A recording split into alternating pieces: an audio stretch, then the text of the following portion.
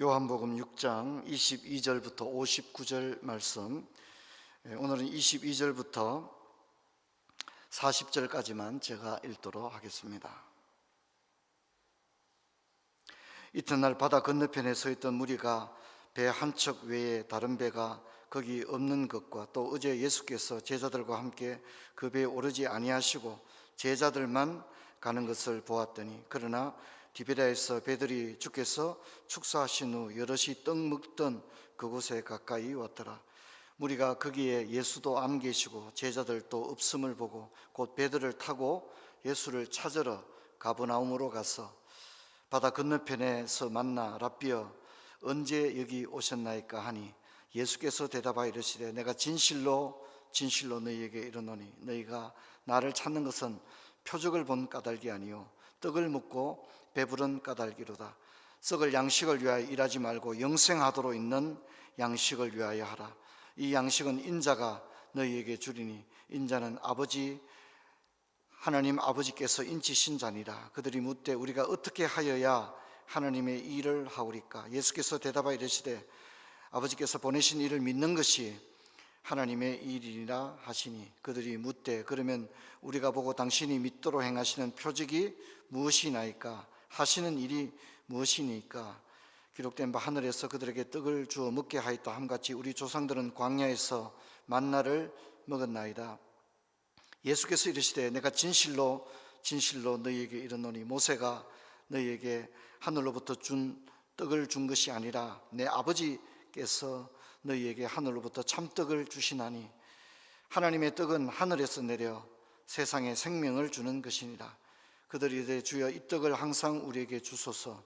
예수께서 이르시되 나는 생명의 떡이니 내게 오는 자는 결코 줄이지 아니할 터이요 나를 믿는 자는 영원히 목마르지 아니하리라. 그러나 내가 너희에게 이르기를 너희는 나를 보고도 믿지 아니하는도다 하였느니라.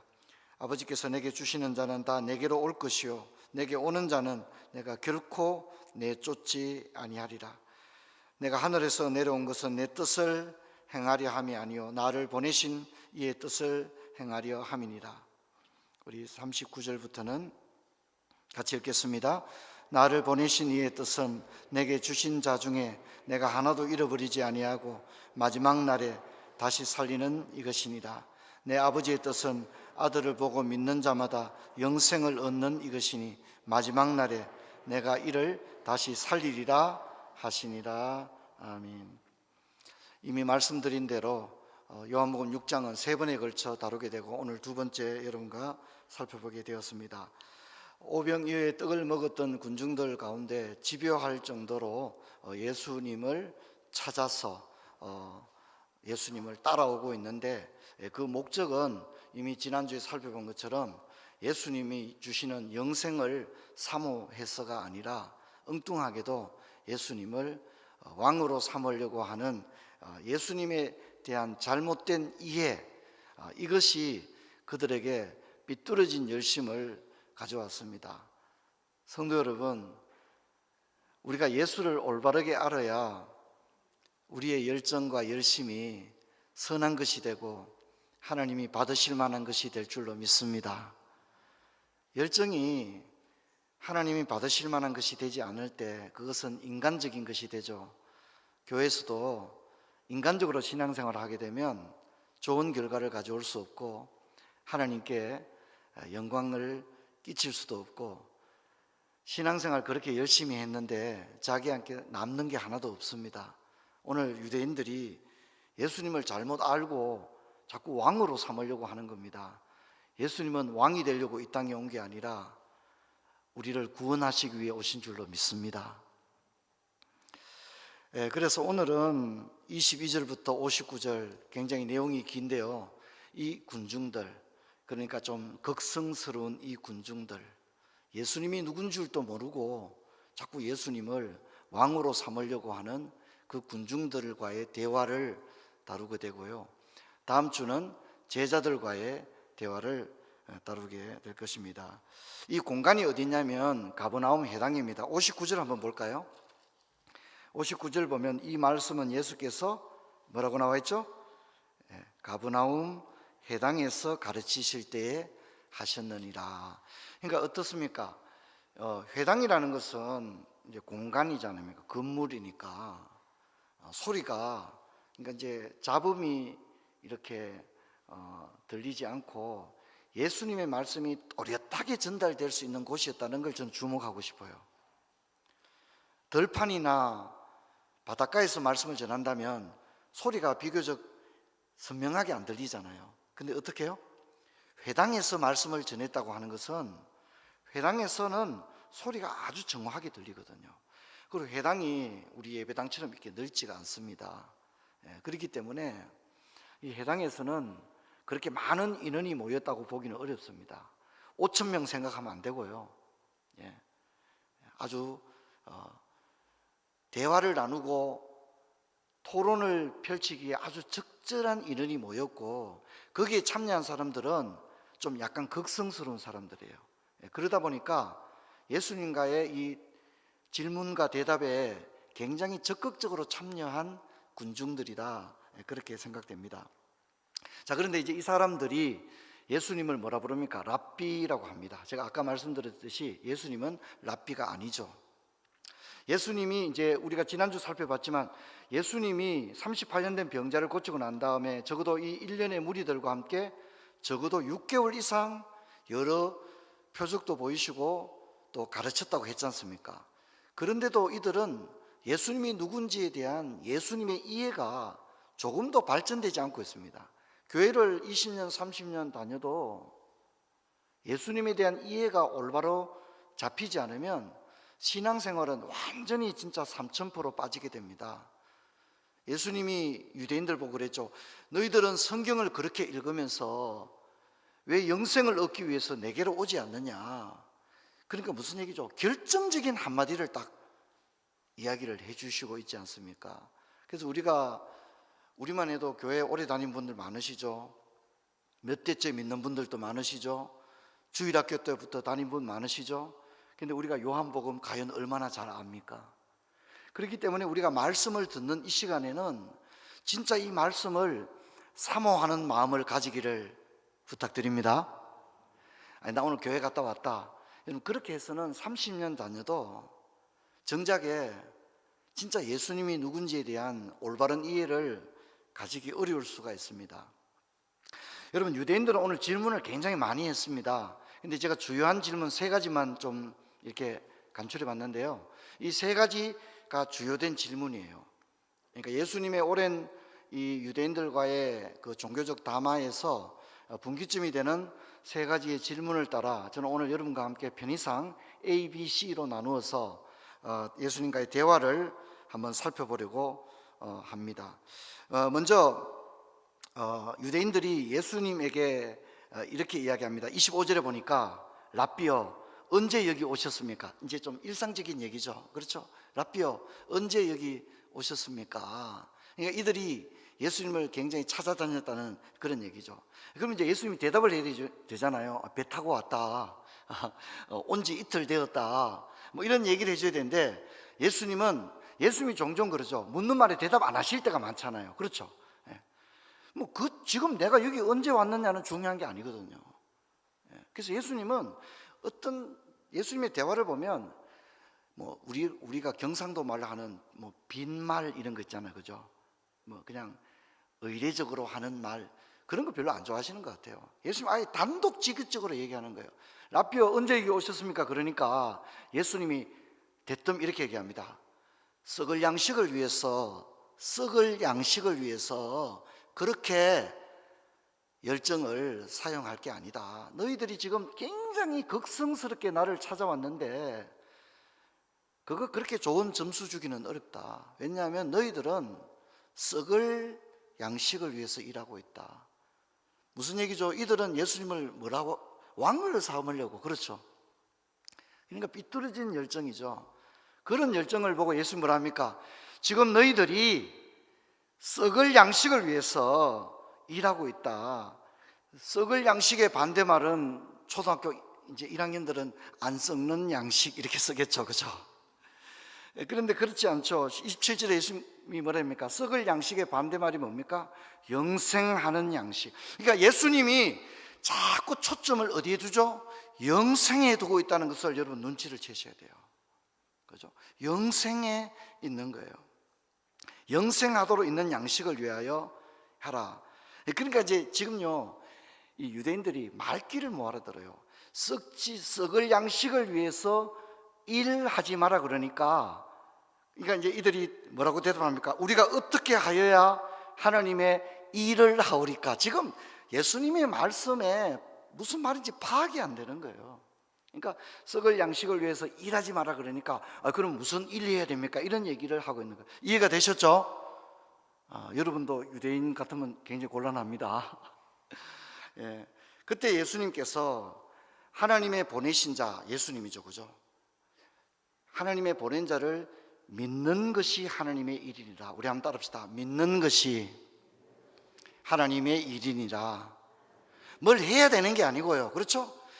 참된 신앙을 가지는 것, 예수님을, 하나님을 바르게 믿는 것, 그게 하나님 일이다. 뭐 여전도 회장하는 게 하나님 일이 아니다는 겁니다. 하나님을 믿는 것이 하나님의 일이다. 하나님을 올바르게 믿기만 하면 진짜 하나님의 일이 일어날 줄로 믿습니다. 하나님을 올바르게 믿으면 가정에서 하나님의 나라가 임하고 직장에서 하나님의 역사가 일어날 줄로 믿습니다. 그래서 교회 와서 자꾸 무슨 직분 맞는 거 좋아하고 뭐 자꾸 일하는 거, 그거 그렇게 우선순위가 될 수는 없습니다. 하나님을 아는 지식이 필요합니다. 하나님에 대한 참된 지식이 필요합니다.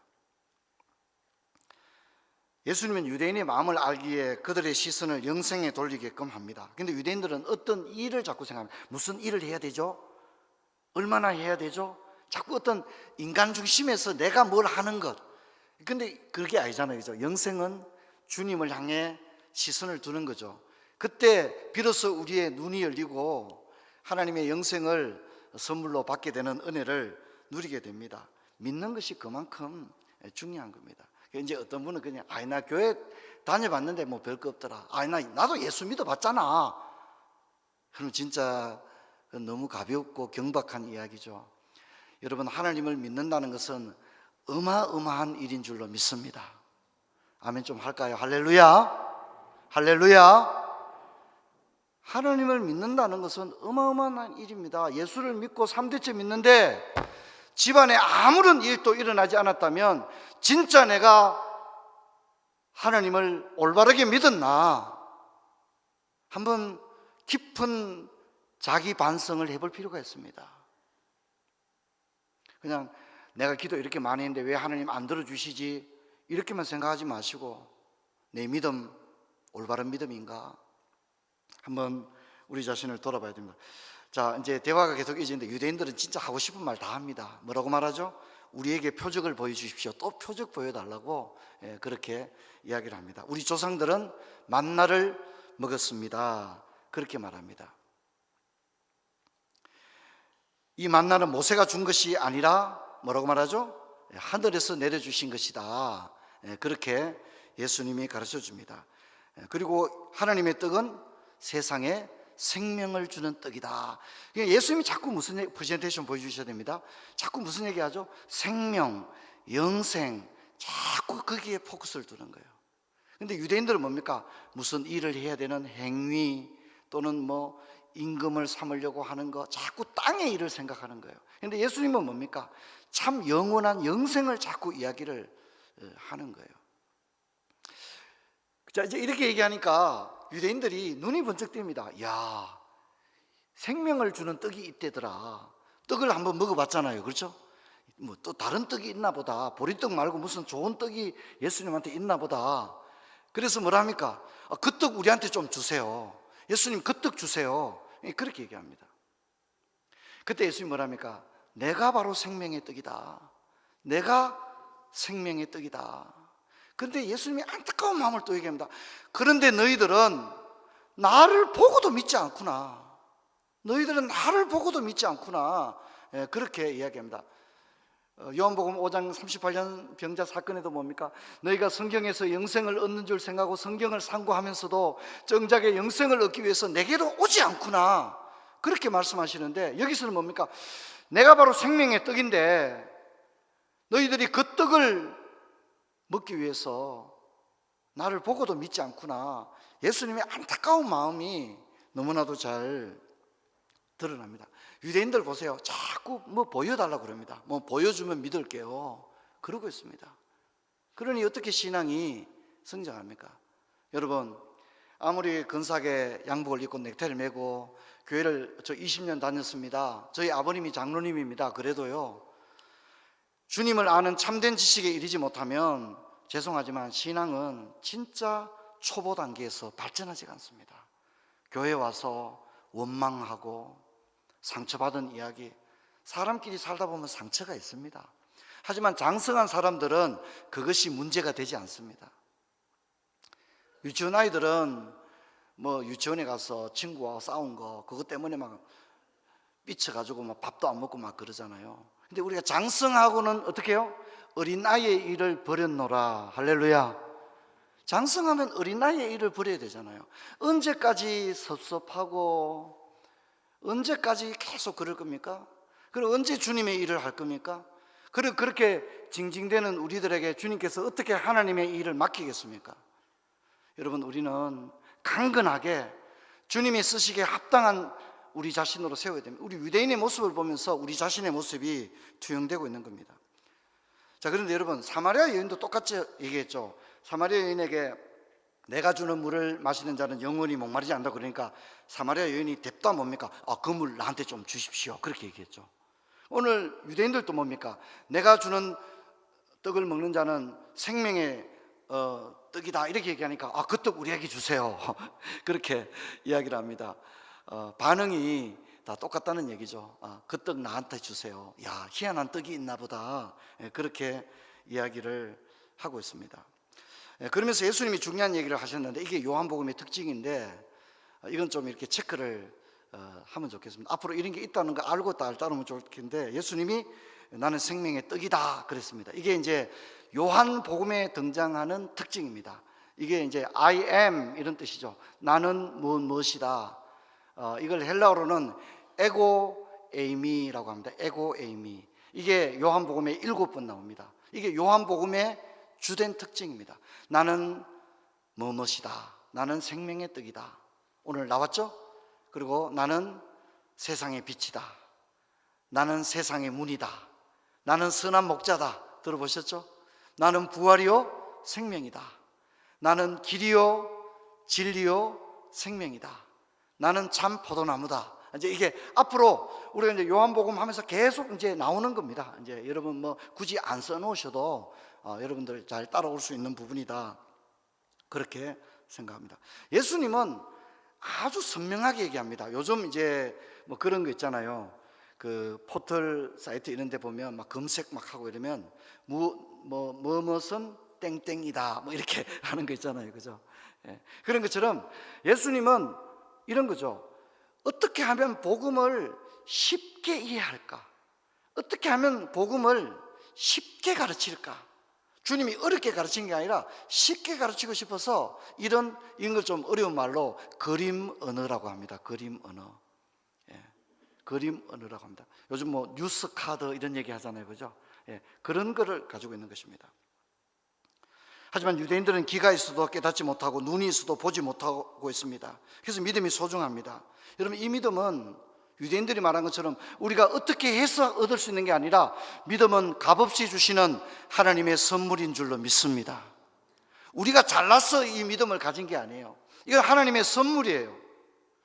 여러분, 우리의 믿음은 지성의 결과가 아니에요. 야, 한 5년쯤 믿으니까 믿음이 요만하게 생기더라, 그런 게 아니에요. 이 믿음은 전적인 하나님의 은혜이기 때문에 이 믿음을 가진 자는 참으로 복된 사람들인 줄로 믿습니다. 그래서 우리가 가진 이 믿음이 얼마나 귀하고 소중하다는 것을 여러분 잘 아셔야 합니다. 그래서 우리는 이 믿음을 귀하게 여기고 이 믿음을 더욱 성장시켜 나가야 합니다. 믿음을 장성한 분량에 이르기까지 성장시켜야 됩니다. 아파트값 오르고 주식 늘어가는 거는 그렇게 예민하고 관심이 있고 하루에도 몇 번씩 주식의 동향을 그렇게 살피고 자기 아파트값이 오르다 내렸다 그렇게 관심이 있잖아요. 근데 내 신앙이 10년, 20년째 조금 더 성장하지 않는 것에 대해서는 왜 애통하지 않습니까? 우리는 이 믿음이 소중하기 때문에 주님이 주신 이 믿음을 참으로 성숙한 신앙으로 일구어 가야 합니다. 자, 이제 두 번째 부분인데, 이제 하여튼 유대인들은요 하고 싶은 질문 지금 완전 합니다. 뭐 거의 끝장 토론 이런 분위기입니다. 그래서 유대인들이 이런 얘기합니다. 예수님이 뭐라 그랬죠? 하늘에서 내려온 떡이라고 그러니까 어떻게 하늘에서 내려오나? 왜냐하면 우리 예수님 부모님 마리아 요셉 다 아는데 지금 가버나움은 갈릴리에서 가까운 곳이잖아요. 그렇죠? 그리고 예수님 분명히 요셉의 아들인데, 목수 아들인데 어떻게 하늘에서 내려왔다 그러나? 분명히 목수 아들인데 어떻게 하늘에서 내려오나? 그래서 당신은 요셉의 아들 예수가 아닙니까? 어떻게 하늘에서 내려왔다고 합니까? 그렇게 얘기합니다. 그때 예수님의 말씀이 좀 어렵습니다. 이 대답이 좀 쉬운 대답은 아니에요. 뭐라고 합니까?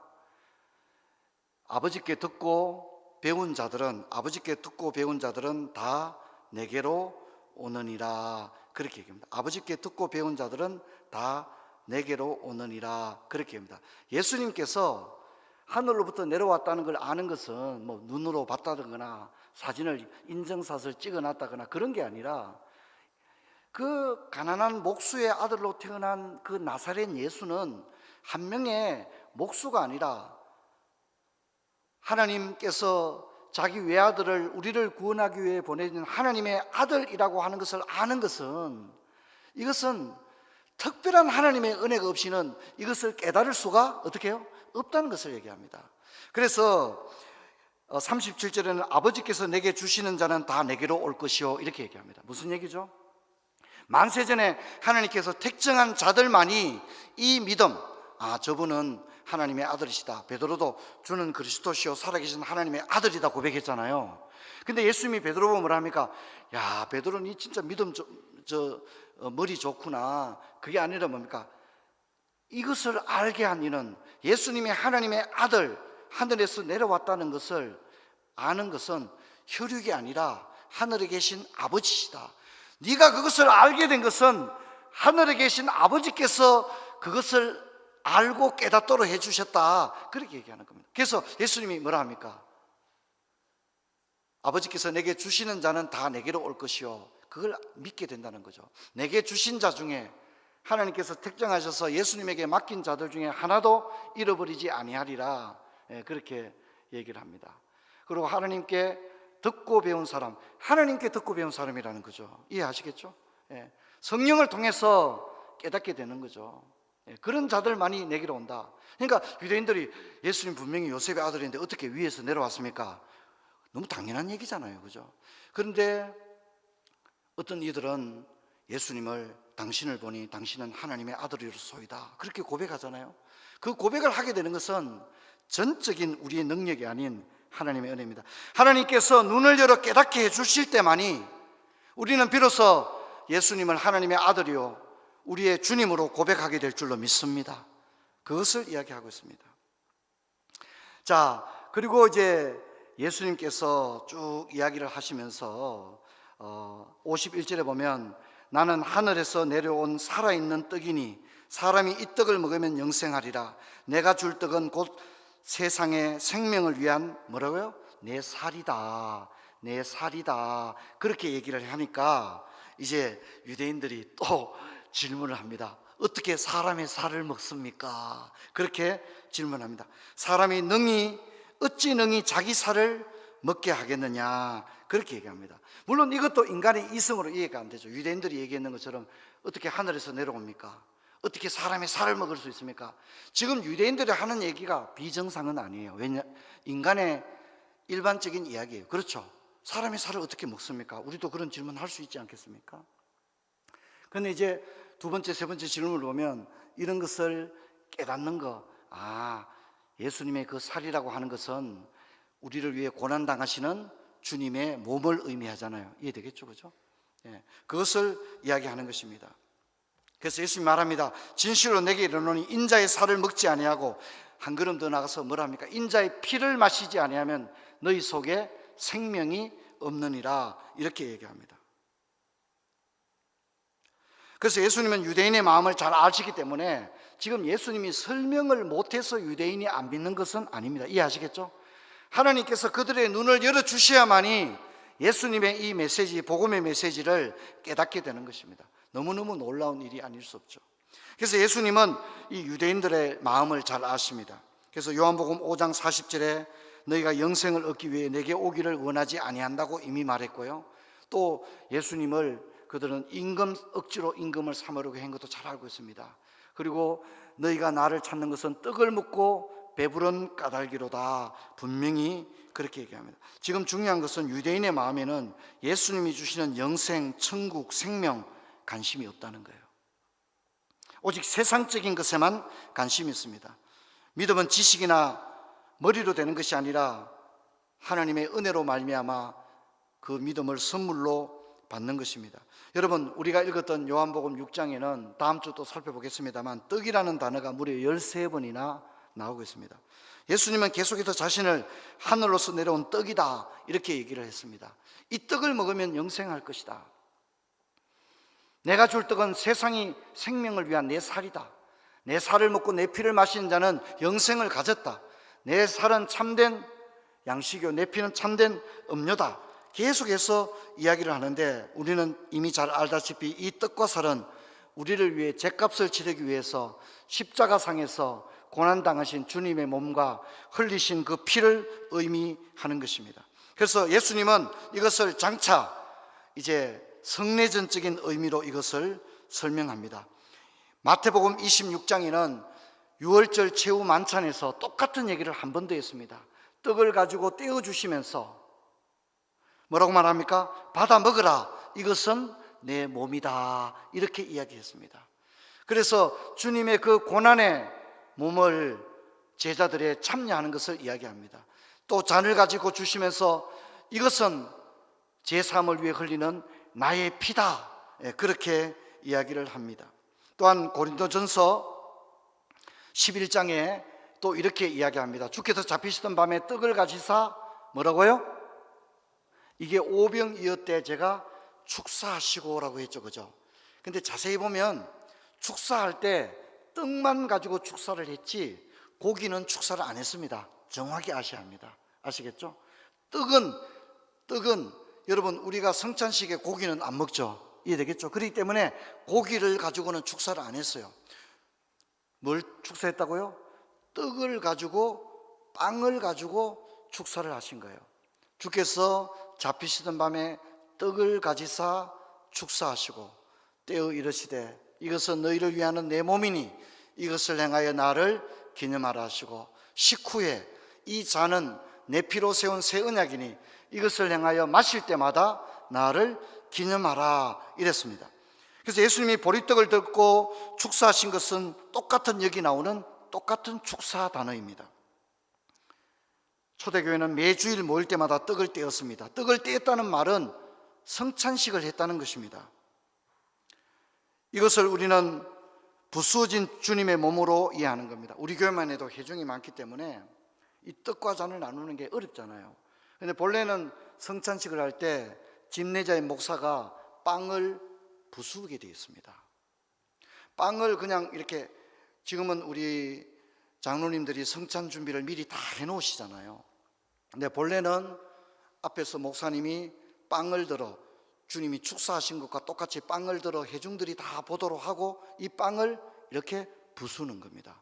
빵을 부순다는 걸 뭘 의미한다고요? 주님의 부수어진 몸, 우리 때문에 매 맞으시고 채찍을 맞으시고 옆구리가 찔리신 우리 때문에 부수어진 그 몸, 그것을 시각적으로 보여주는 겁니다.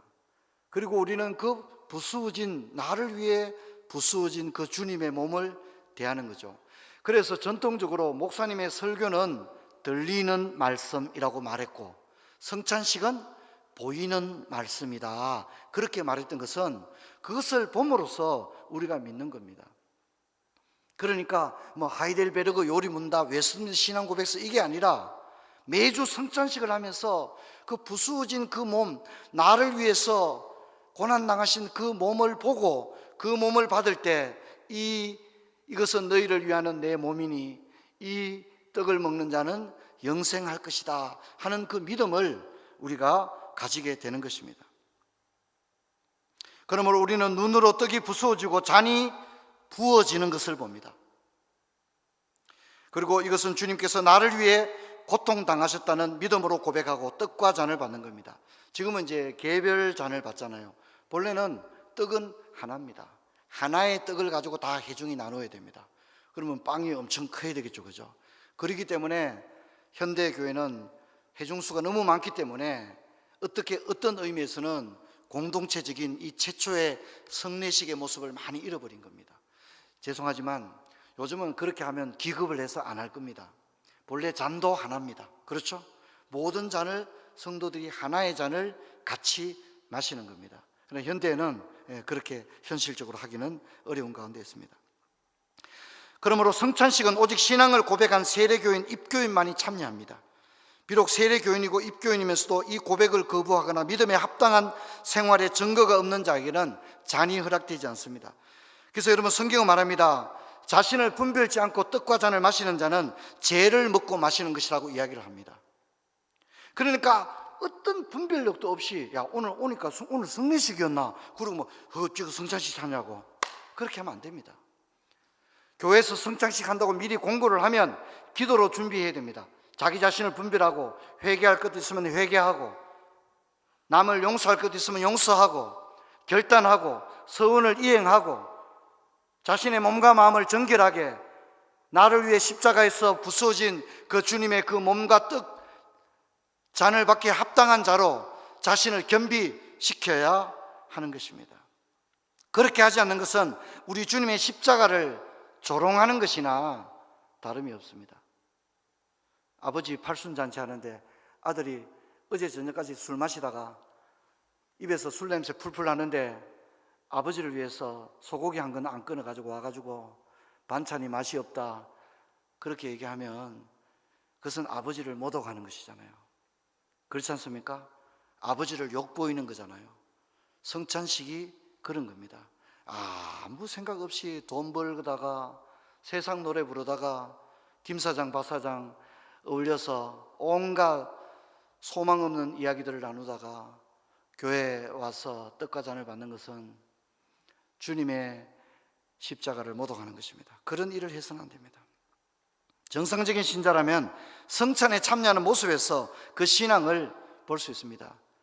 여러분, 예수님의 십자가와 우리를 위해 고난당하신 것을 참으로 진실로 믿고 그 사실이 너무 소중하다는 걸 깨닫는 자는 성찬에 참여하는 자세도 달라야 될 줄로 믿습니다.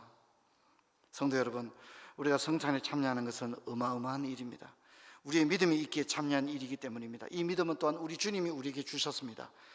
그리고 이 믿음을 날마다 확인하는 것이 성찬에서 떡과 잔을 받는 것입니다. 떡과 잔을 받을 때마다 이 사실을 확인하고 고백하고 확정하는 것인 줄로 믿습니다.